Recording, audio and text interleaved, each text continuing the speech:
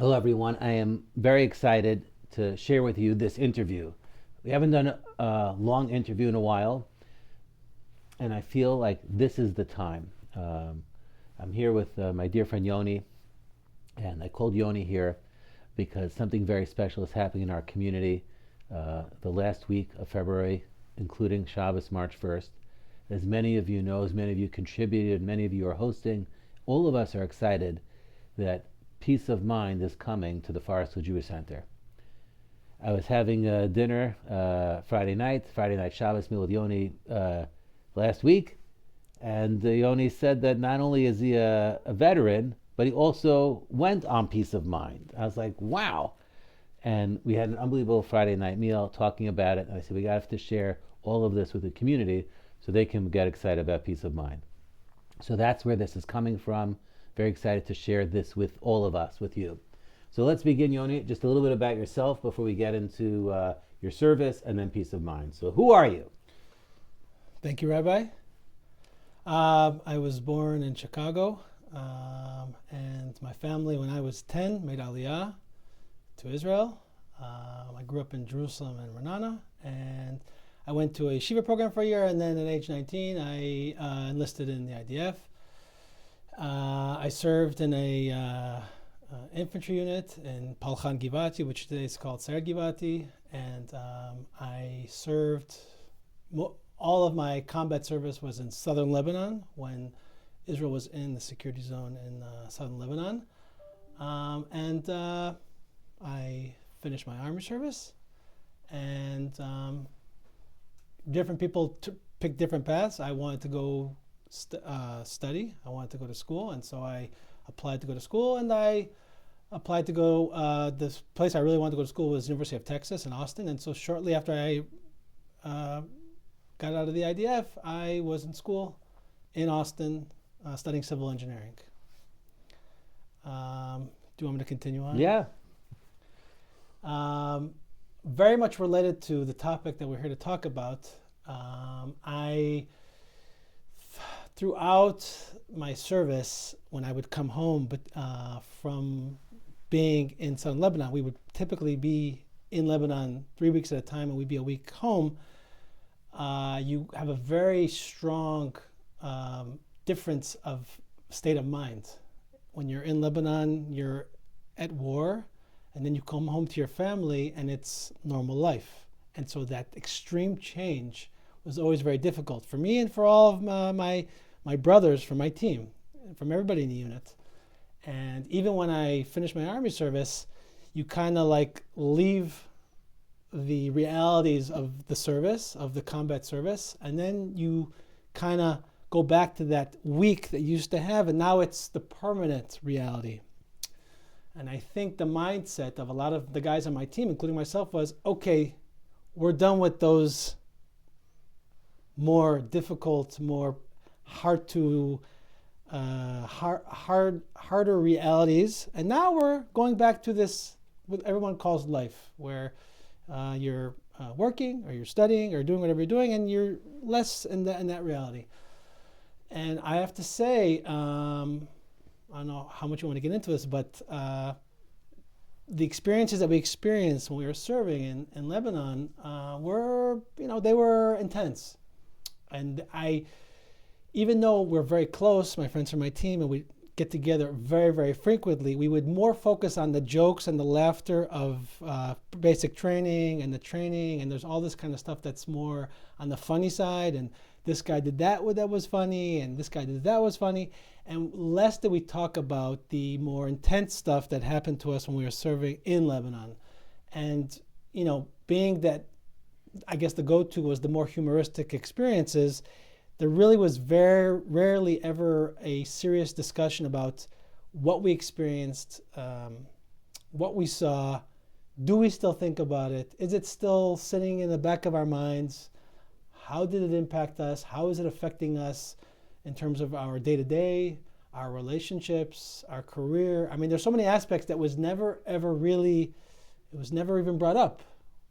Now, it's not that we didn't talk about our military service, because we did, but it was usually about the more humoristic, the more funny times, we make fun of each other. And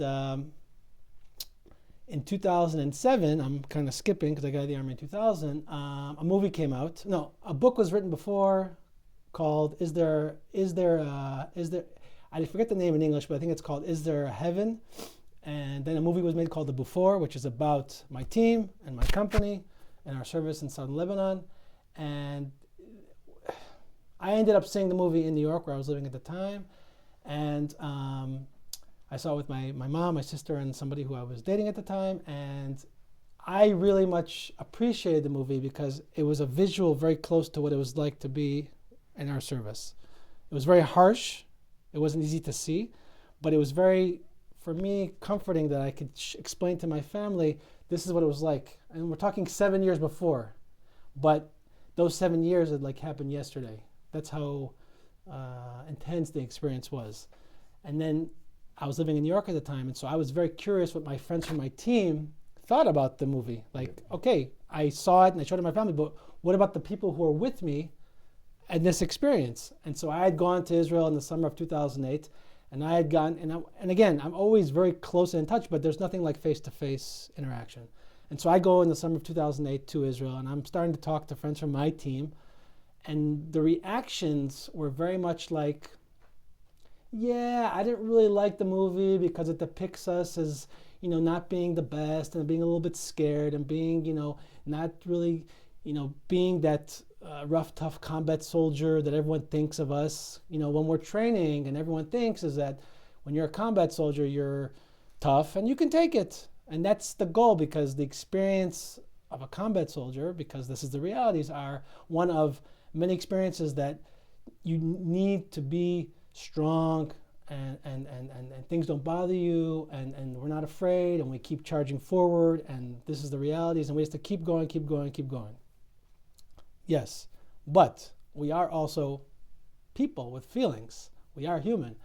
And so I walk away from summer 2008 and my visit in Israel, and I'm like, oh, so I guess I'm the only one of my team of 17, 18 guys that is really still somewhat thinking about 99, 2000. And this is 8 years later. I had lived in Austin at this point for 6 years. I was living in New York now. I was making a nice, what's the word? I was progressing in my career in construction real estate, which I was very excited about. I was living in a different continent across the world, and I was still thinking a lot about my experience in Lebanon. And we could fast forward many, many years. And throughout the years, I started a business with my brother, and I always questioned, because in the book, okay, I skipped a little bit. The movie is based on a book that was written through the eyes of my officer, our team leader. And in the book, which I actually did not read because it's a little intense and it's hard, I should read it at this point. There's things written about me, and one of the things that says in the book is that my officer felt, because he came to talk to me in the fort one time when I was guarding after an incident, and he said, I'm talking to, he didn't say my name, they changed the names of all the characters, I guess for copyright reasons, and he says that I feel that after noticing Yoni and how he's interacting in the fort and how he's behaving, all this stuff, I feel like he's going to leave Israel and never come back. And so me living abroad, I'm like, oh, so this guy saw something. He pegged you. And I'm like, wait a second. I feel like I'm normal, but maybe I'm not normal. I don't know.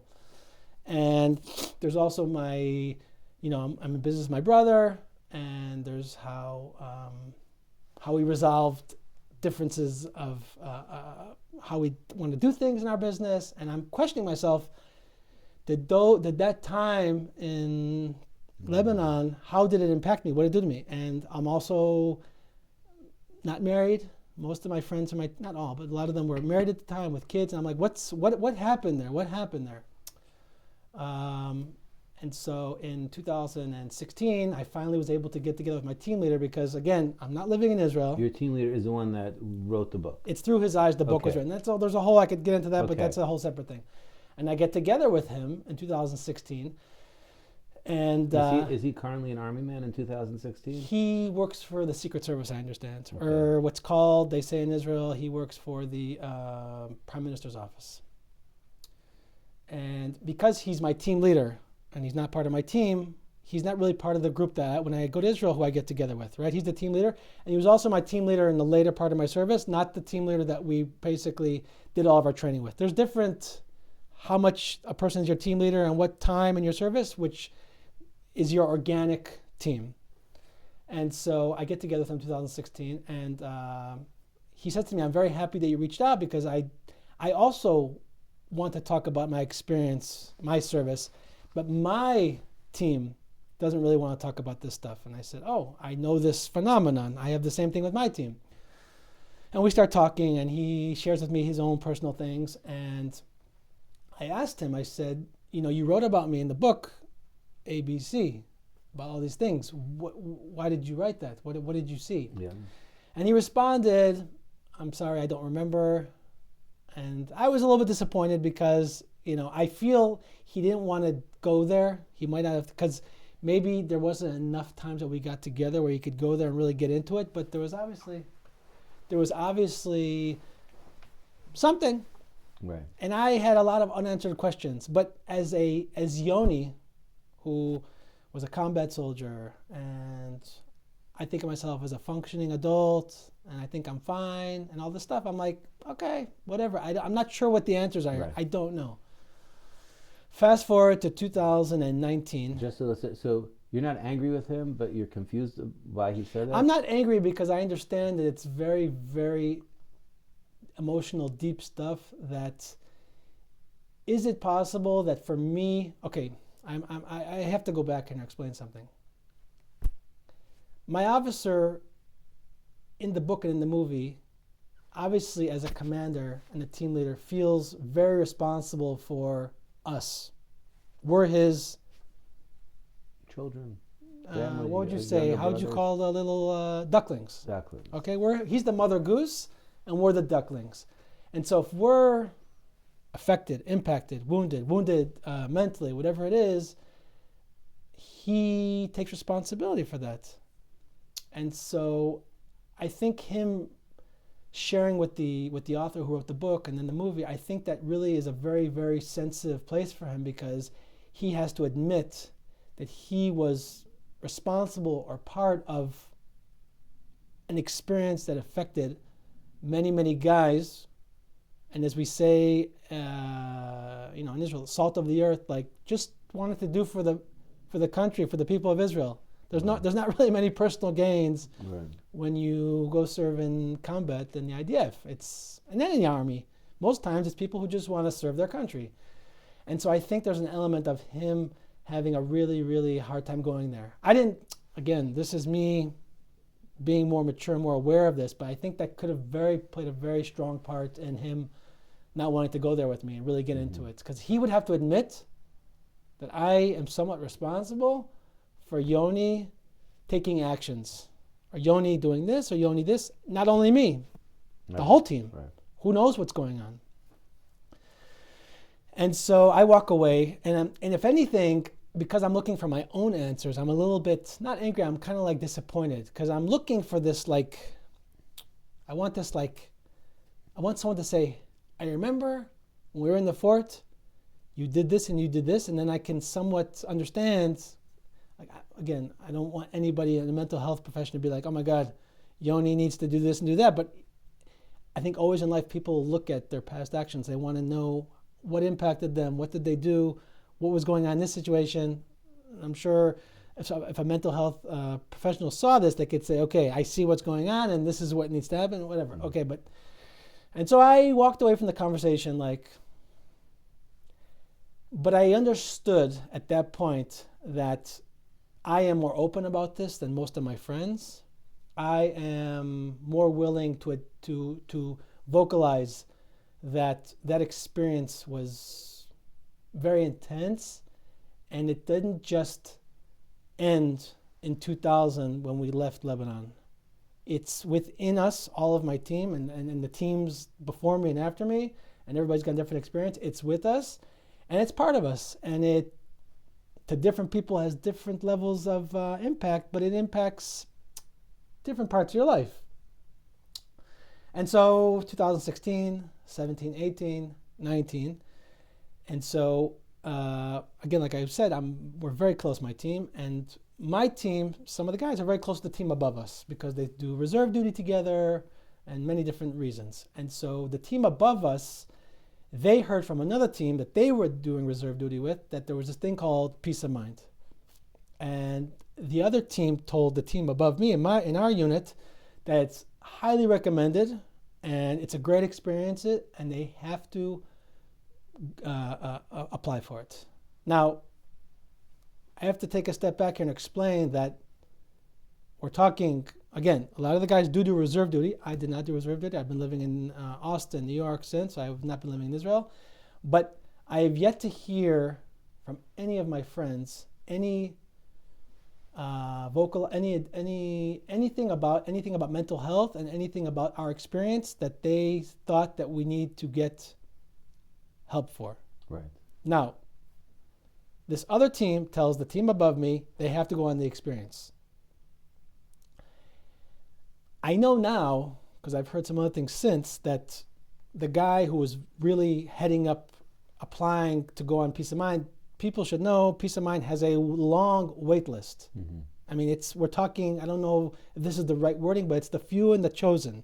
Again, it's a big financial commitment. It's therapists. It's coordinating with the community abroad. There's so many elements that have to be met together for this to get executed. And so I know the process was not easy. Now, they finally get to a place where they're going to be scheduled to go on the trip, the team above me, which is March of 97. And they need a commitment of between, I think, 16 and 18 guys for it to be effective. And even in their team, some of the guys don't live in Israel. There's another element. A lot of guys do not want to go there. A lot of guys are not willing to be put in a place where they're sitting with the guys from their team and there's therapists in the room and they're going to have to be open about how they feel and what they thought and what's going on in their minds about things that happened. Again, for my team, it was 20 years before most of this stuff. Maybe the team that's coming now, it's 10 years ago. Whatever it is that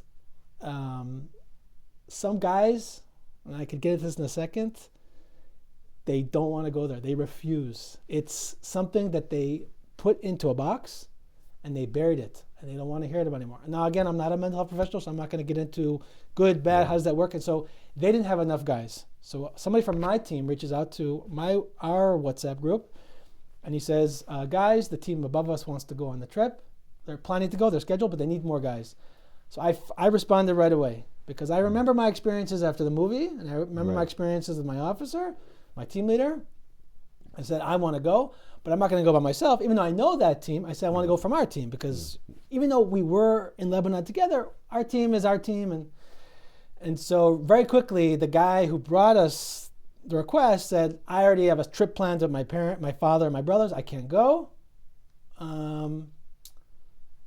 So I said, okay, fine. Because I already this was November of 2019. And so I said, listen, I'd like to go, but you know what? I have to go for work. We were going to Austin. I was going to visit my father in Florida. And I said, listen, that week I start getting texts from another guy from my team who I said I want to go with. And he starts texting me, I think we should go. I said, I think we should go too, but I got all these trips planned. I can't commit to this because I would have to go to Israel for the orientation for a day and then I'd go to London in January of 2000. Just for the record, this is London, Ontario? London, London United Kingdom. Okay, London, good, Europe. good. Not Canada, London in Europe. Okay, yeah. And I'm living in New York at the time. Okay. And so my friend every day is texting me. Yeah. And this is my very, very, very close friend. I have a very special bond with him. I have a very special experience with him. And, like, again, there's, about 20 of us in the team. We're very, very, very, very close. And every day he's texting me, we need to go on the trip. We need to go on the trip. And on Wednesday, because Israel, the work week starts on Sunday, Sunday, Monday, Tuesday, Wednesday, I said, he wants to go, right, and he doesn't know how to tell me he wants to go. I said, he wants to go, we're going. Right. That day, I booked myself a flight to go to Israel, to go to the orientation, which was in December of 2019. To share a little bit, my friend when I go to Israel, I always go visit him. I grew up in Renana. He lives in Ashdod. I always go to him. Why? Because I'm visiting, first of all, and I always felt like I will go to him. He wants to come to me before we go on this orientation, which was a sleepover in Herzliya. And I can see, as he came to have lunch with me that day in 2019, he's very nervous. And I was like, because I had shared my experience and I had cried and I spoke before audiences in the past when the movie came out in New York. So for me, opening up and sharing, again, I'm not saying it's easy, but it's something that I've become I've become a lot more okay with and comfortable with. But many of my friends from my team who have been living in Israel this whole time and have not had the opportunity to really share and open up, because peace of mind in Hebrew is called Masa Shichrur. So it's journey of releasing. Releasing is, I talked about the guys who want to put in the box and bury the experiences. So the whole point of peace of mind, the Hebrew, it is definitely peace of mind, but the Hebrew name for the trip and for the organization is the journey of releasing, of there's an element, and again, I'm not a medical professional, there's an element to speaking the words and letting it out, and letting it somewhat out. And so my friend, as we're sitting there having lunch, I could tell he's just really, really, really uncomfortable, and he's very, very nervous about going on this expedition experience, even though this is just the orientation. We weren't even, that was a month away. I said, don't listen, I don't know what's going to be there. I really don't. I've never been to therapy. I've never shared my experiences on a team level with therapists with this whole experiences, but it's going to be, I think, a positive experience for us to be able to share these experiences. And we went on the orientation, and the first Your orientation is a month away from the trip. Yes. So the people that are coming in 2 weeks, they had their orientation 2 weeks Yes, ago. I don't know the exact way it works, but there's a one night, maybe they changed it, it was a one night orientation in Israel. So basically the therapists come to the team and they say, this is a trip for sharing our experiences. And I remember what happens. As the therapist is sitting with us in Herzliya telling us this, they're all laughing. And I'm like a little bit like, again with the sarcasm, can we stop the sarcasm? Because I personally am like, we came to really dig in. But again, it's that sarcastic response of, I'm good, I'm strong, I'm a combat soldier, I'm a father, I have kids, I've been doing Miluim all these years. Right. Don't worry about me, I'm good. And the therapist said to us, he said, you're all going to thank me at the end of this journey. You're all going to thank me. That was the night. In the morning of that same orientation, things already got a little bit emotional. It already got emotional. A couple guys shared their experiences, and people, again, I'm not a mental health professional, but people already were starting to shed a little bit the armor, the levels, the layers of protection that they put around themselves, not to want to admit that things that they're holding on to from these experiences are just tough. They're tough. And so orientation was over. I forgot to say, when I went to Israel, I have a friend from my team we're very close, and he works in a similar profession as mine. He works in real estate, and I always get together with him for lunch. And when I came for that 4 days for the orientation, 2019, I come to his office for lunch, and he says to me, why'd you come for 4 days? Because usually I would come to Israel for a month, 2 weeks, like as much as I can. And I said to him, I came to go on the trip, to go to London. He says, oh, are you going to cry about Lebanon? Or the Beaufort is the fort where we served. Are you going to come cry about the Beaufort? I said, yes. I'm not. I mean, this is how I feel about it. Like, these are experiences that they're intense. And so I don't feel embarrassed about it. I don't feel shy about it. Now, that friend of mine, we're very close. When he said that, I was a little bit like, why is he saying it like that? We both were there in Lebanon. Why is he a little bit ridiculing how I might react to our experience? And I left it at that. Now, I do want to say something, and I'm going to go back to London itself, but when we came back, and I went with one guy from my team. When we came back, we went to dinner, 6 guys from my team. And we're sitting there, we're eating, and then we're in a bar and whatever. And somebody says, "So tell us how the trip was." So the two of us are there, and there's the four guys who had not gone on that trip. I said, "Listen, I don't know how to explain it. It's very special. It's very special, very special. I hope for everybody to be able to experience something like this." That's all I can say. I mean, I really didn't want to get into it that much, but I just said it was something special I think everyone should experience. The guy who I met for lunch is sitting 2 seats away from me, and he, out of nowhere, I don't want to say yelling, but he was very, very loud about how his time in the Army was the worst time of his life. And I'm not trying to put down Army service, but obviously it's still with him very intensely. And I could get to it in a second. I don't know where to go. But basically later on, we hooked him up with the therapist that we went on the trip with, who he now sees on a weekly basis. Wow. So it's just amazing how this trip, how many people it touches. So we're in London, and so I get there. I'm coming from New York, and they're all coming from Israel. So I get there a little bit earlier than them, and then I meet the person in London who's like the Peace of Mind, I want to say, coordinator. And he starts to asking me, "Tell me about whatever." So I just start telling him, and he's like looking at me like, you know, I'm like, "Sorry, that's the that's the story." So the guys show up. I'm very excited because there's something else that's also very much related to, I think, peace of mind, very much related, is there's a very strong element that beyond therapy, beyond everything else, is this experience as a team is very, very special because these are the guys that experience these experiences together. It makes it very, very, a lot more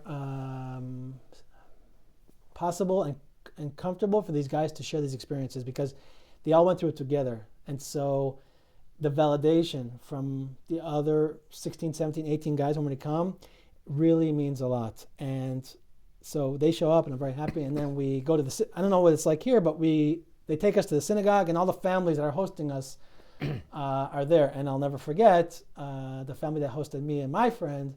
I don't know what they said to their daughter. She must have been like 8, 9, 10 or something. And I remember the family walks up to us with their daughter, and their daughter was looking at us like we're a bunch of like hero figures, like from like some. And I never forget that it was so special that whatever Peace of Mind told the families, and the family told the daughter, but there was this very strong feeling of just to embrace and support and hug and appreciate, and that's a very strong. It was just very, very special. It was very special, and throughout that week, it was very special because we're not at home. We're away from our families, but it's very important that we have that the guys have that feeling like they are at somewhat of a replacement for their home, because during the day when they're sharing these experiences and they're really kind of exposing their guts, which a lot of them have never done. People don't realize, a lot of these guys have, my friend that went with me told us in 2019, he had been married at the time for 10 years, and he knew his wife 3 or 4 years before. He never shared with his experience. So people need to With his own wife. With his own wife. Wow. He told us that, and I was in shock. But his story is probably like many of the other guys.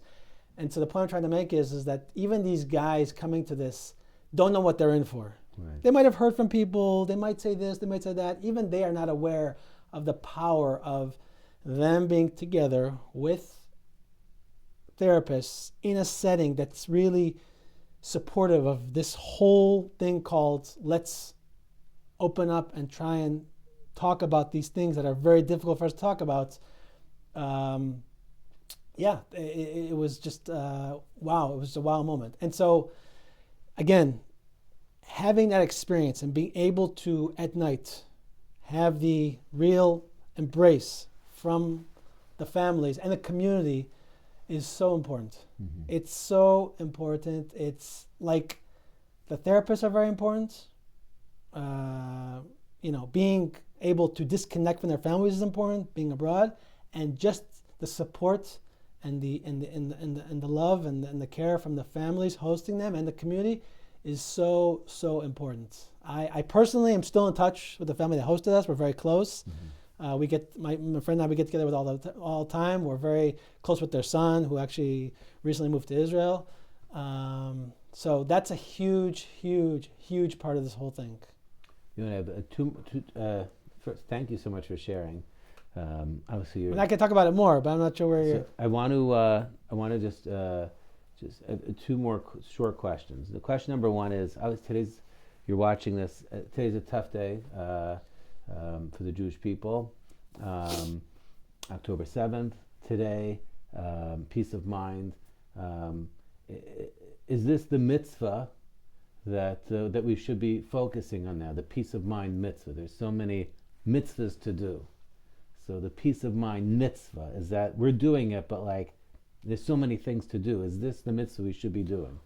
We should always be trying to do all the mitzvahs, but people don't realize that the mental well-being of these of the guys who are on the battlefield, on the front lines, it is so important. It is so important, and I always tell people that the reservists, when they leave the battlefield and they go home and they take a shower and they have a shawarma and they get in the car and they go back to work, they go back to their family. So physically, they're not there, but sadly, their minds are still there, and because of the realities of life and just us as people. People have a hard time really realizing how much they can take as many showers as they want, and they can go through as many spirits as they want, but the peace of mind of being able to share their experiences and really look at what they saw, hear the experiences, and go through this experience is so important. And I do want to touch on two things that I feel for myself and for all the guys. First of all, for me, peace of mind was a watershed moment in my personal life. I, for years felt that I was carrying around,